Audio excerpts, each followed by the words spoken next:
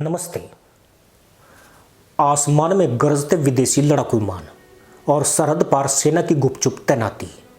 तुर्की से हथियारों के जखीरे के साथ पाकिस्तान के नूर खान एयरबेस पर उतरते कार्गो जहाज। क्या यह एक सामान्य हलचल है या फिर एशिया महाद्वीप एक ऐसे महायुद्ध की तरफ बढ़ रहा है जिसका अंदाजा दुनिया के सबसे बड़े खुफिया नेटवर्क भी नहीं लगा पाए? यह सवाल इस समय हर सैन्य विशेषज्ञ की रातों की नींद उड़ा रहा है। पाकिस्तान के भीतर अचानक कुछ ऐसा होने लगा है जो केवल एक सामान्य सैन्य अभ्यास तो कतई नहीं है। पिछले कुछ हफ्तों में जो खुफिया सैटेलाइट तस्वीरें और ग्राउंड इनपुट सामने आए हैं वे भारत की सुरक्षा एजेंसियों के लिए रेड अलर्ट जारी कर चुके हैं। चीन की घातक तोपें, रावलपिंडी में अचानक बढ़ी फौज और तुर्की से आ रहे रहस्यमय मिलिट्री कार्गो विमान, यह सब किसी बहुत बड़ी और खौफनाक साजिश का हिस्सा है। लेकिन असली खेल इन हथियारों के पीछे छिपा हुआ पानी का मुद्दा है जो परमाणु युद्ध की वजह बन सकता है। आइए सिलसिलेवार ढंग से इस भयानक चक्रव्यूह की परतों को खोलते हैं जिसे जानकर आपके रोंगटे खड़े हो जाएंगे। बात सिर्फ दावों की नहीं, पुख्ता आंकड़ों की है। हाल ही में भारतीय सीमा के बिल्कुल करीब पाकिस्तान ने चीन से मिली SH-15 155 mm truck mounted howitzer तोपों का बड़े पैमाने पर परीक्षण किया है। पाकिस्तान ने चीन से ऐसी लगभग 236 तोपें खरीदी है जो पलक झपकते ही परमाणु गोला दागने में सक्षम है। लेकिन सस्पेंस तब गहरा गया जब अचानक रावलपिंडी में पाकिस्तानी सेना की 6 इन्फेंट्री बटालियनों यानी लगभग 5 से 6 हजार घातक सैनिकों को हाई अलर्ट पर डालकर फॉरवर्ड लोकेशंस की तरफ मूव करने का आदेश दिया गया। आखिर शांति के समय रावलपिंडी जैसे कोर मुख्यालय से इतनी बड़ी तादाद में सैनिकों को सीमा की तरफ क्यों धकेला जा रहा है? खुफिया सूत्रों का दावा है कि यह महज एक अभ्यास नहीं है। चीनी इंजीनियरों की देखरेख में इन तोपों को LOC के उन हिस्सों पर तैनात किया जा रहा है जहां से भारत के रणनीतिक ठिकाने सीधे निशाने पर आ जाते हैं। क्या पाकिस्तान भारत को किसी अचानक किए जाने वाले सर्जिकल स्ट्राइक या शॉर्ट शार्प वार में उलझाना चाहता है? साजिश की यह पहली कड़ी थी, लेकिन जो दूसरी कड़ी आसमान से उतरी उसने पूरी दुनिया को चौंका दिया। यदि चीन जमीन पर पाकिस्तान को मजबूत कर रहा है तो आसमान के रास्ते एक और खतरनाक खिलाड़ी इस खेल में कूद चुका है। पाकिस्तान का नूर खान एयरबेस इस समय 24 घंटे चालू है। पिछले कुछ दिनों में तुर्की की वायुसेना के भारी भरकम एयरबस A400M और कार्गो विमानों ने यहां दर्जनों बार लैंडिंग की है। इन विमानों में भरकर क्या आ रहा है? रक्षा विश्लेषकों का मानना है कि इसमें तुर्की के सबसे घातक बायरकटार TB2 और अकंची ड्रोन्स के upgrade parts, electronic warfare system और लेजर गाइड मिसाइलें शामिल हैं। तुर्की और पाकिस्तान का यह गठजोड़ सामान्य नहीं है। तुर्की से आ रहे हथियारों के इस जखीरे को सीधे तौर पर भारत के एंटी ड्रोन सिस्टम और एयर डिफेंस को चकमा देने के लिए डिजाइन किया गया है।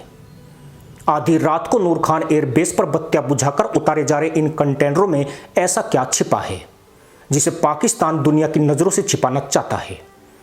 क्या तुर्की पाकिस्तान को कश्मीर में एक नया ड्रोन वारफेयर शुरू करने के लिए उकसा रहा है? यह सस्पेंस तब और गहरा जाता है जब हम इतिहास के पन्नों में दफन एक गुप्त समझौते को आज के हालात से जोड़कर देखते हैं।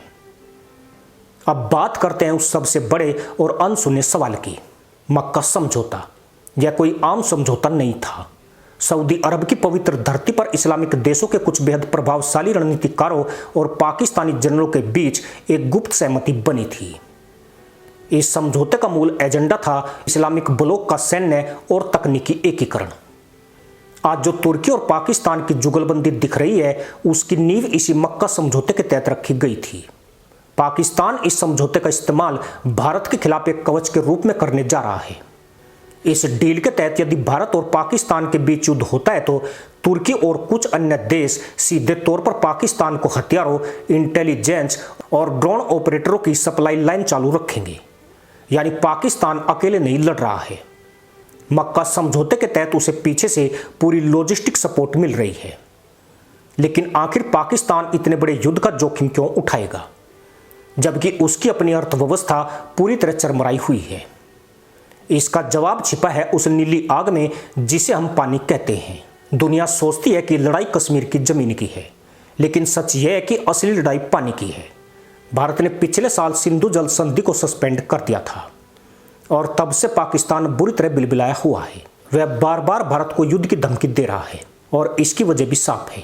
पाकिस्तान की 80% खेती और पानी की जरूरत सीधे तौर पर सिंधु, झेलम और चिनाब नदियों पर टिकी है, जो भारत से होकर गुजरती है।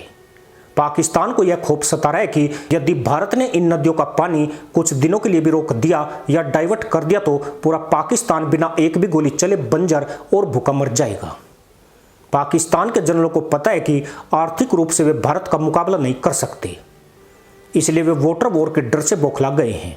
चीन की तोपें और तुर्की के ड्रोन दरअसल भारत को डराने और पानी के मुद्दे पर पीछे हटने के लिए मजबूर करने का एक प्रीएम्प्टिव यानी समय से पहले किए जाने वाला दबाव है। तो क्या हम 1965-1971 या कारगिल की तरह एक और सीधे युद्ध की दहलीज पर खड़े हैं? आंकड़े बताते हैं कि पाकिस्तान की वर्तमान आर्थिक स्थिति ऐसी नहीं है कि वह 7 दिन से ज्यादा का पूर्ण युद्ध झेल सके। उसके पास विदेशी मुद्रा भंडार बेहद कम है। लेकिन यहीं पर सबसे बड़ा ट्विस्ट आता है। जब कोई मुल्क अंदरूनी तौर पर टूटने की कगार पर होता है तो वहां की सेना अपनी आवाम का ध्यान भटकाने के लिए किसी भी हद तक जा सकती है। पाकिस्तान भारत के खिलाफ कोई पारंपरिक युद्ध नहीं, बल्कि एक हाइब्रिड और एसिमेटिक वारफेयर की तैयारी कर रहा है। वह तुर्की के ड्रोन से भारत के पंजाब और जम्मू सीमा पर हथियारों की बाढ़ लाना चाहता है।